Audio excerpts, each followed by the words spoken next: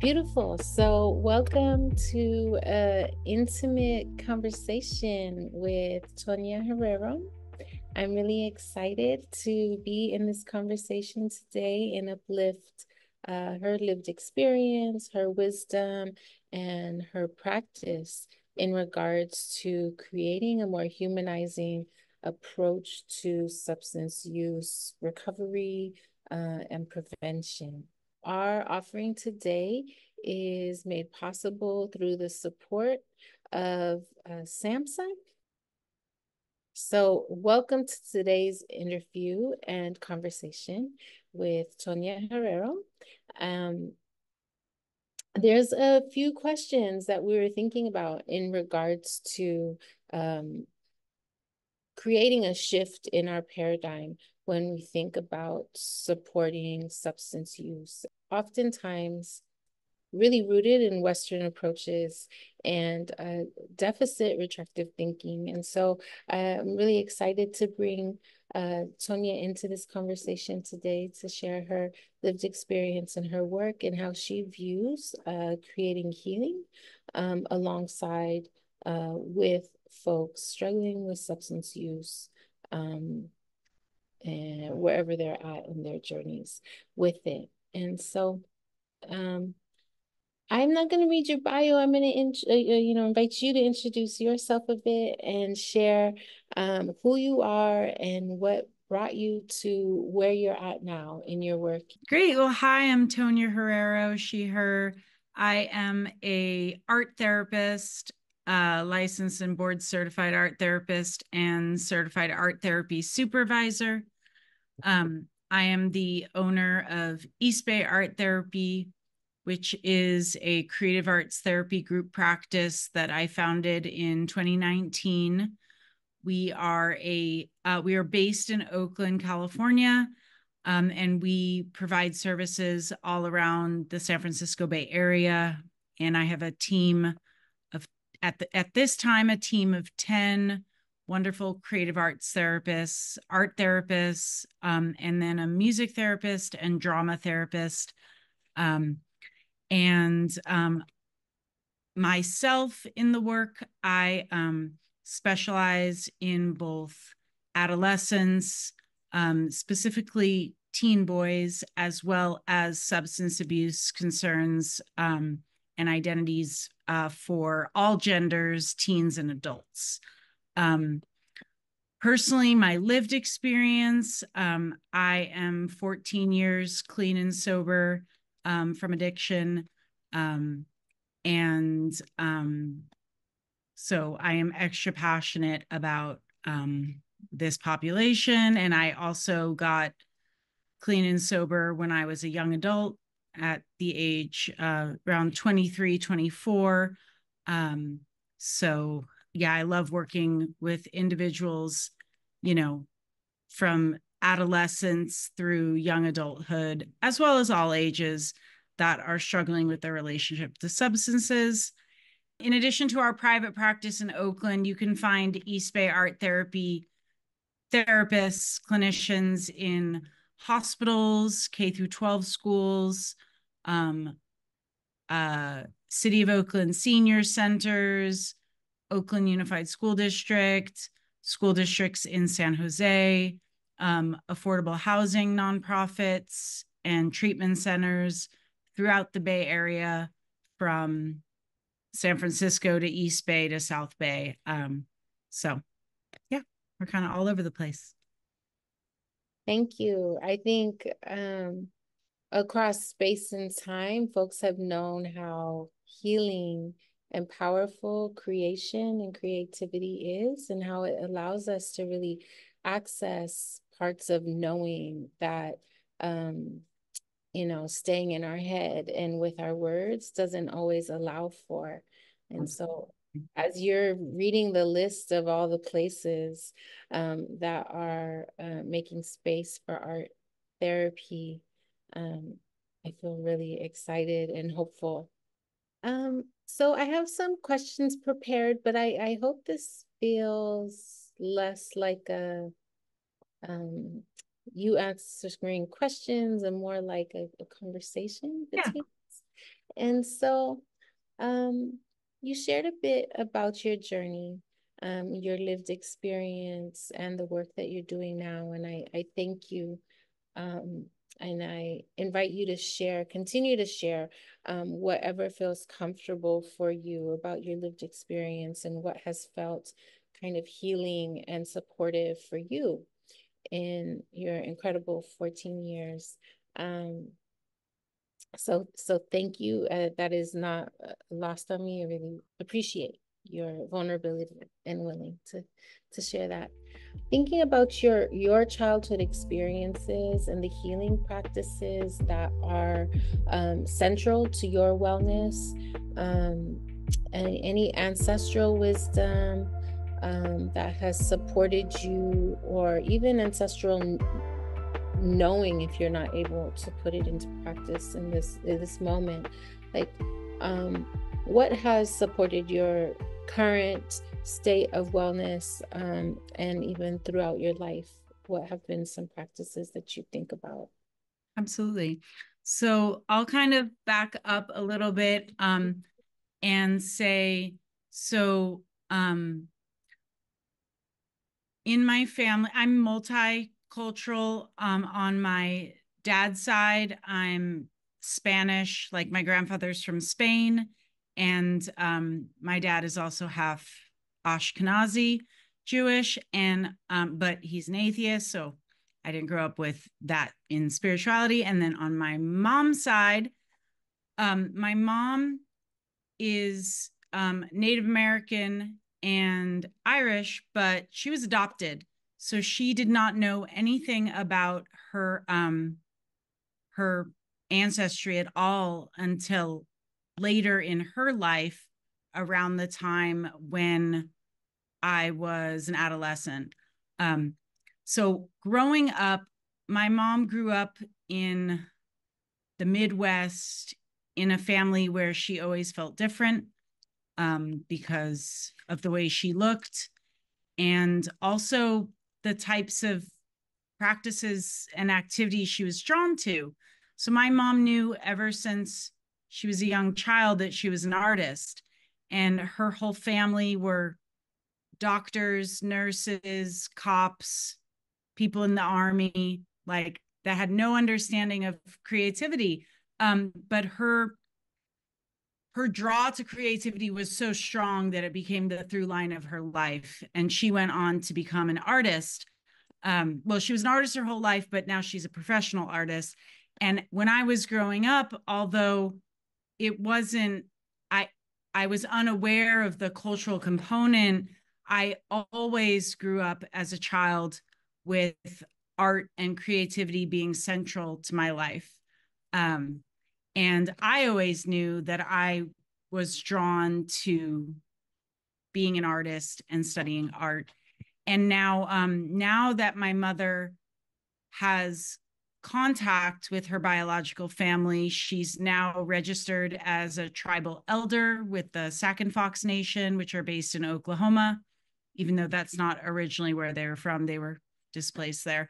And she is in a journey to learning more about her culture and ancestry.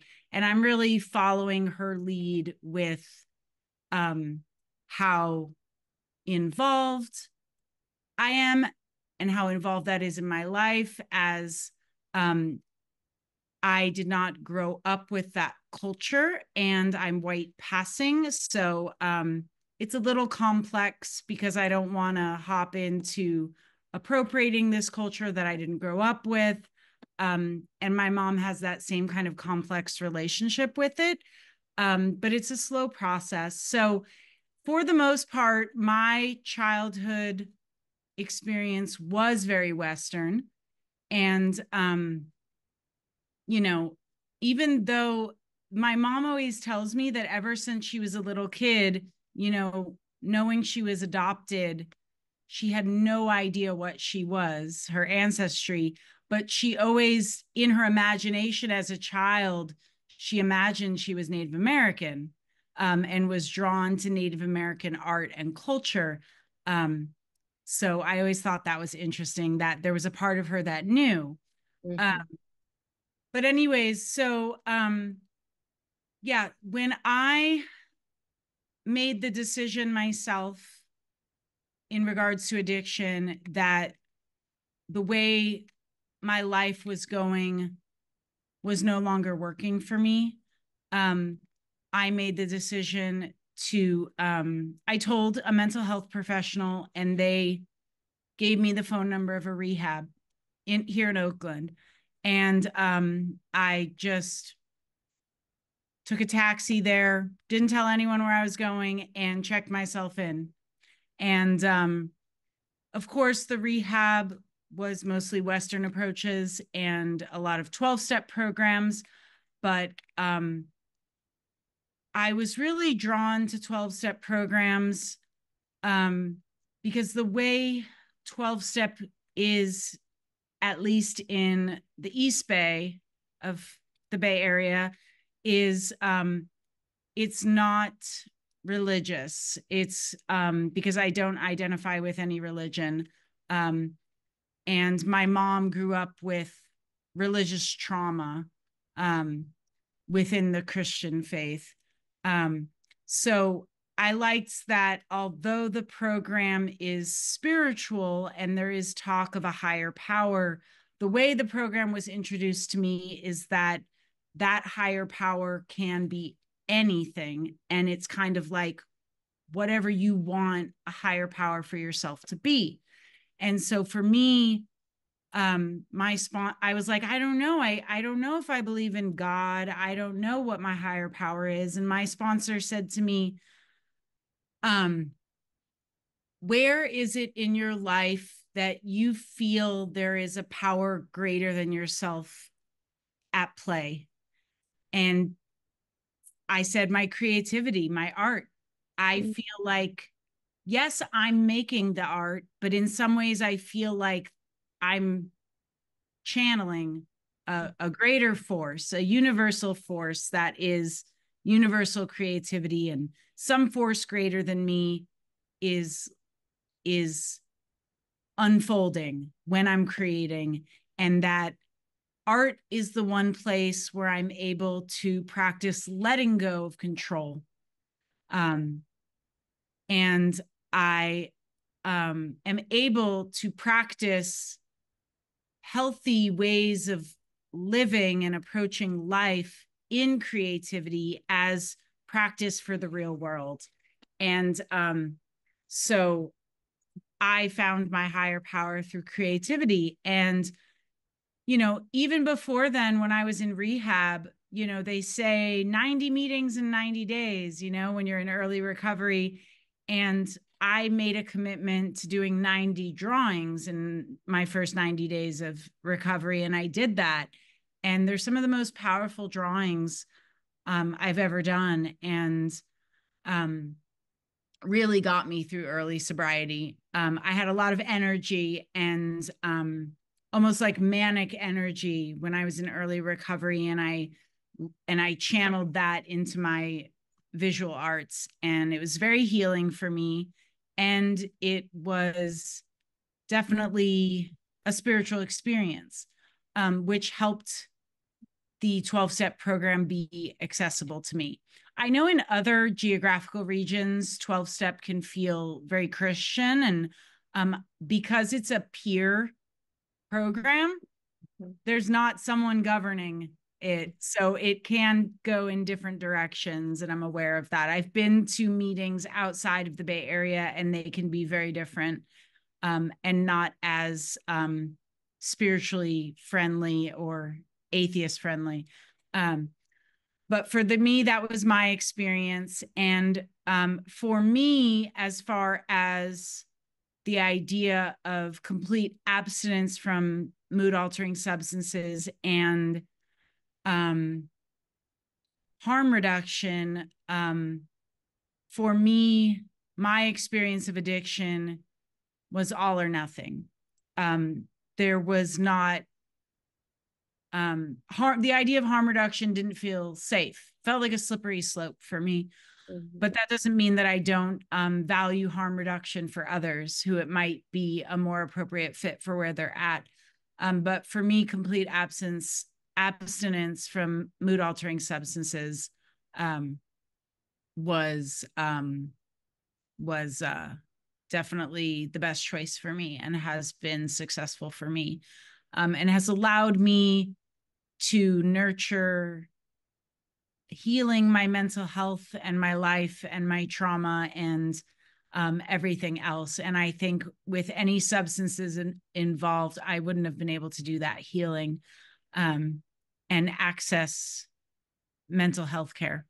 So yeah, I don't know if that was too long of an answer to No, these. that was beautiful. There is so much. I love how you started with your identity and speaking to your own awareness of who you are, all that makes up who you are and how you present. And I think there's a lot of important considerations when we think about engaging in culture, connecting to culture.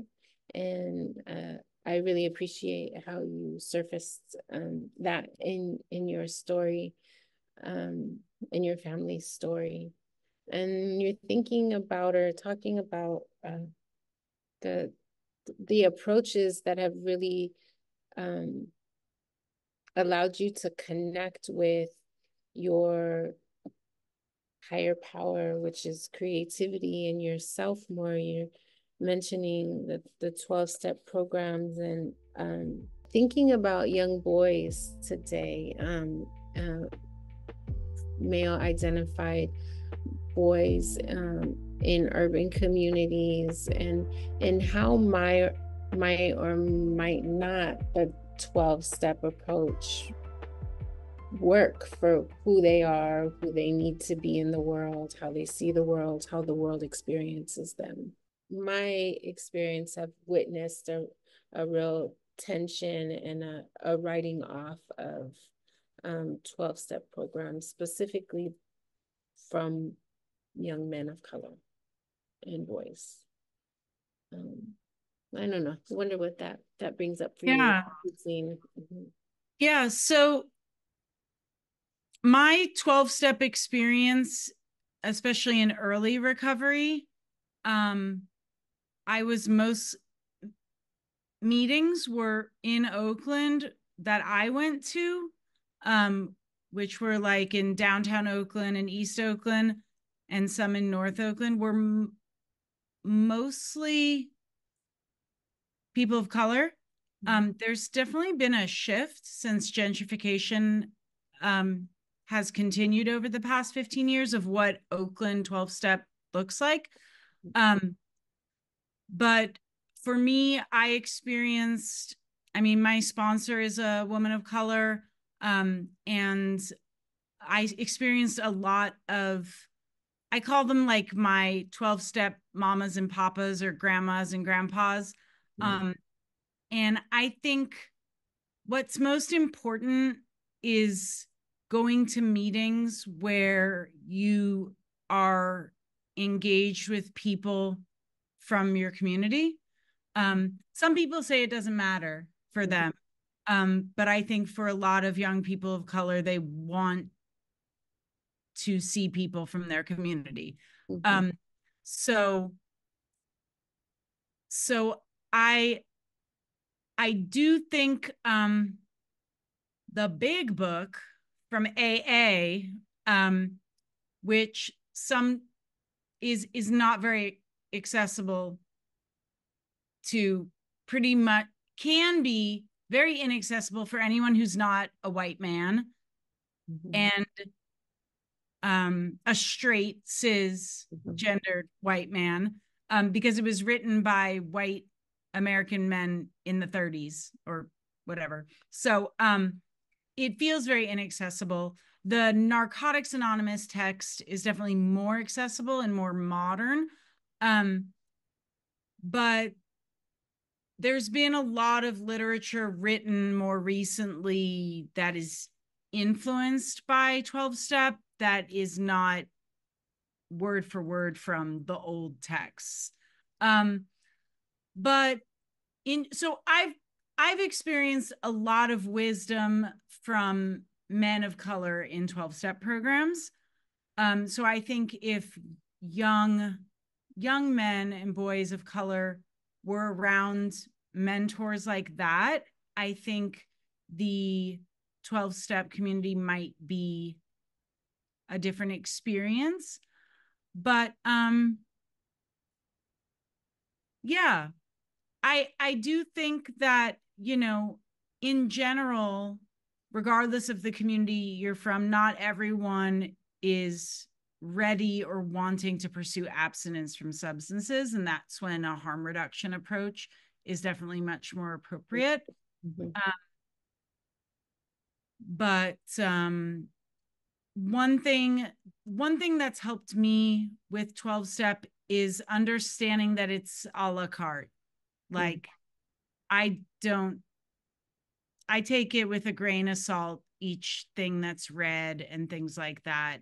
I mostly go for the community and the feeling of belonging and the sense of community and the support system, and less for like the reading of the literature. Mm-hmm. And it's all about finding people you connect with that whatever have what you want, you know? Yeah. So yeah, as a practitioner, I don't push 12-step on anyone. But I know a lot of my clients, including young clients of color, like 12-step because it's free and because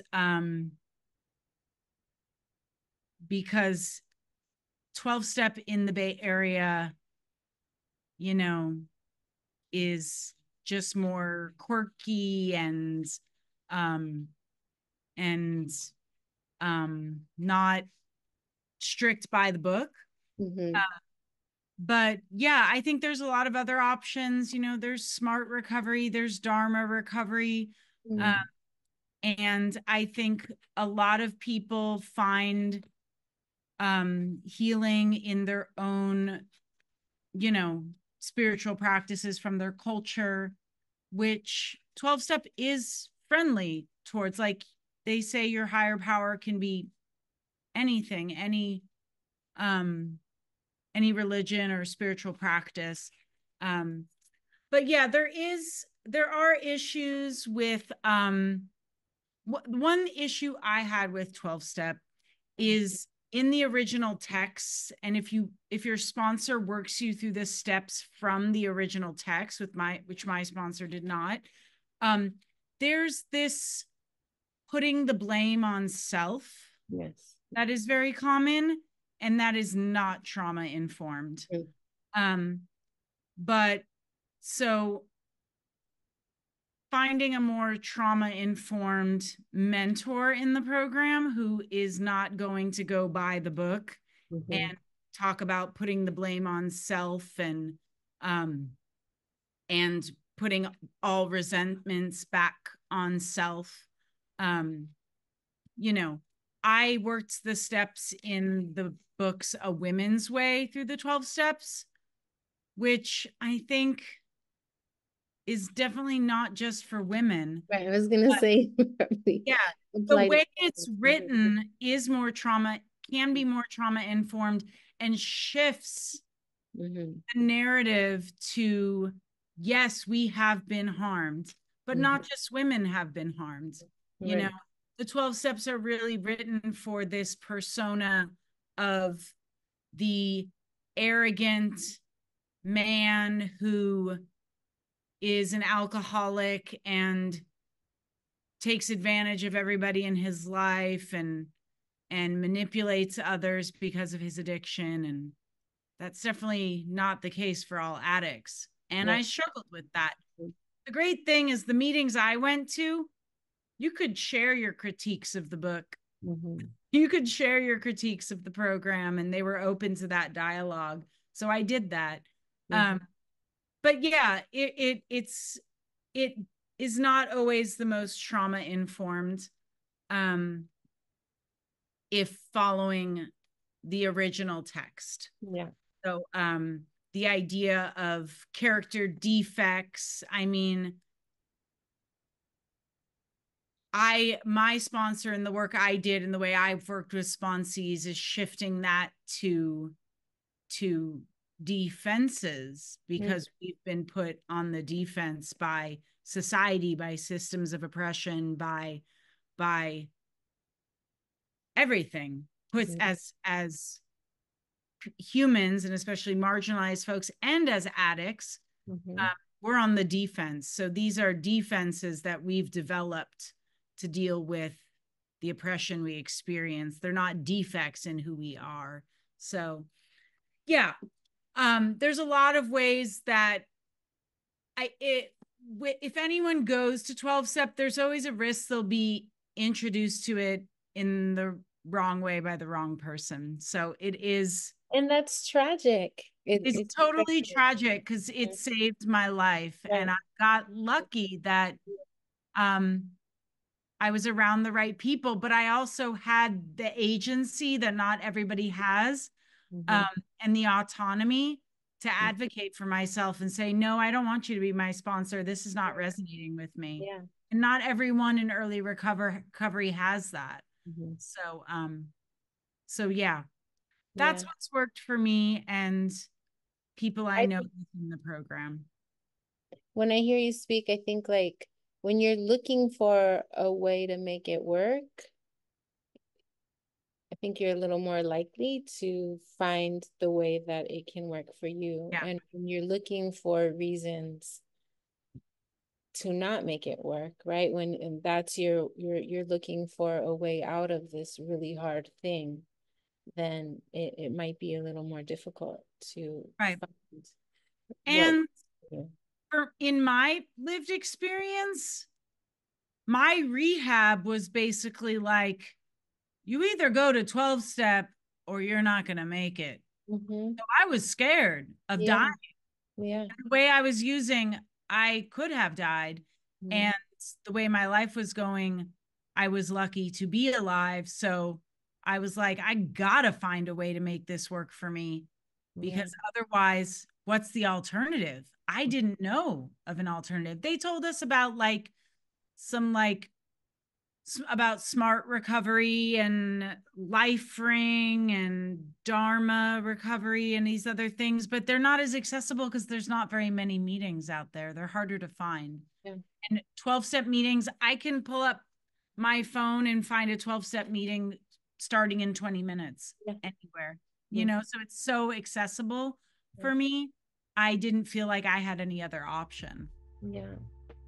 Well, we started to talk about this a bit, but in your perspective, what have you learned to be the unique needs and experiences of transitional aged young folks navigating recovery or substance use and adulthood, interpersonally, relationally, and then systemically?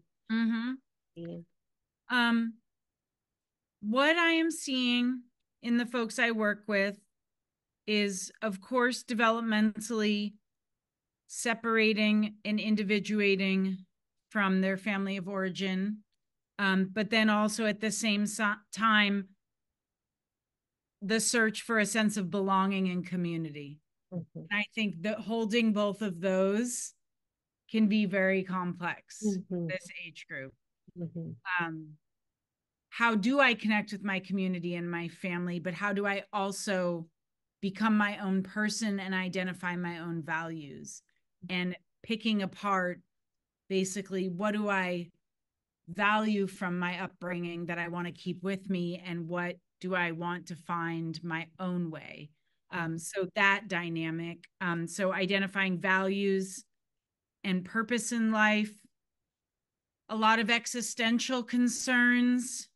How can I make a difference in this world? This world is so messed up. Why does anything matter? Why do I matter if the world is the way it is today? And then also this idea of my future, meaning the individual, the young person's future, how do I fit into our society's capitalist structure if I don't agree with it? What are my alternatives? And if I can't find my footing in it, how do I find my way in it? And then my values don't align with this structure. So what does entering higher education or the workforce mean to me? Do I want that? What's the alternative? Mm-hmm. So that's definitely a big question that comes up a lot. And the question looks differently based on cultural identity, socioeconomic status, and all of that as well.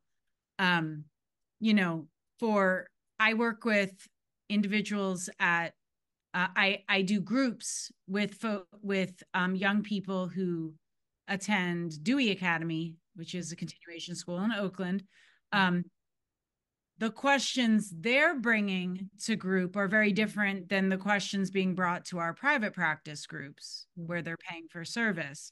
So their questions are oftentimes more focused on the present and less on the future. Mm-hmm. How am I going to make it home from school without something to defend myself when I can't bring something to defend myself to school? Questions like that are being brought to group. You know,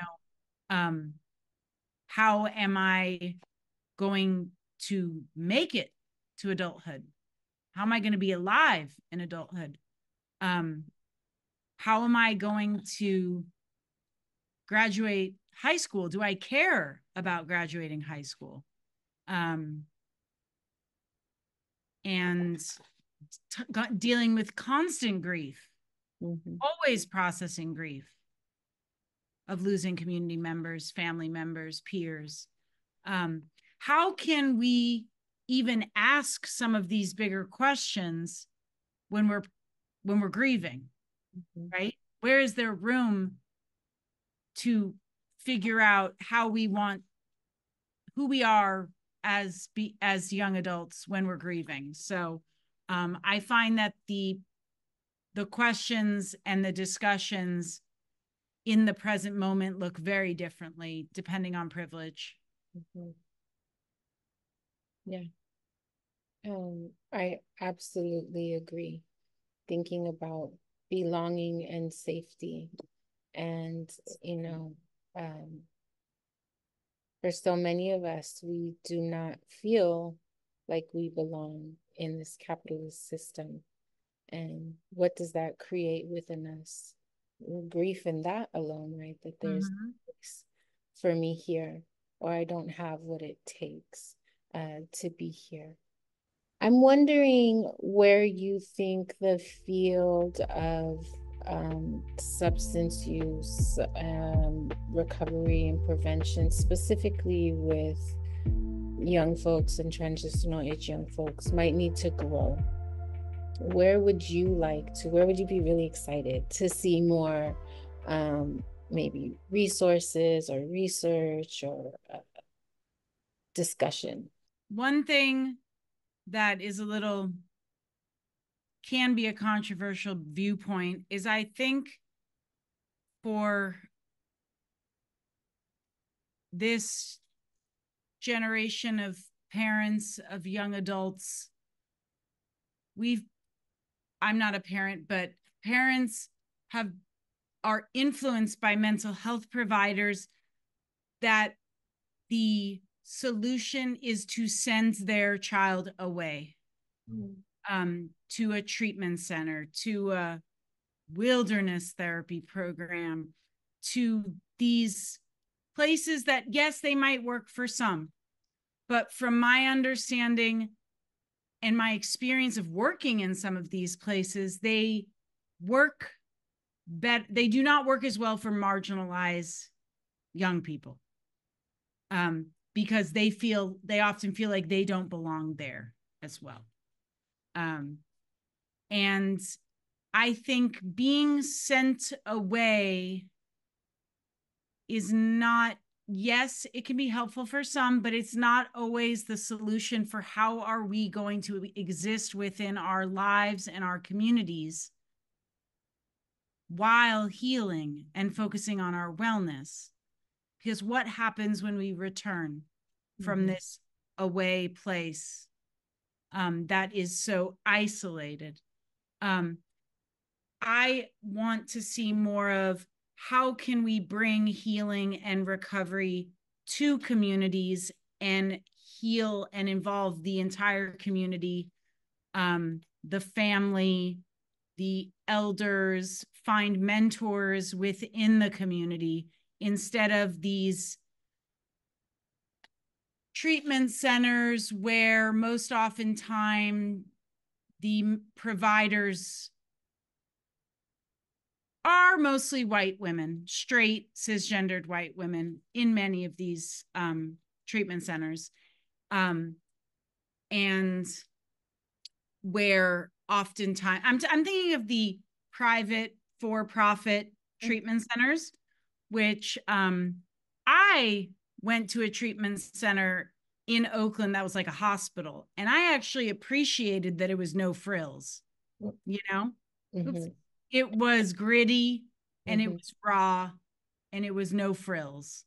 And that to me was, I was grateful. My insurance didn't make me go to some pretty fancy place, you know, in Marin or something. You know what I mean? Because how am I going to learn to live in my community if I'm learning recovery in this isolated bubble?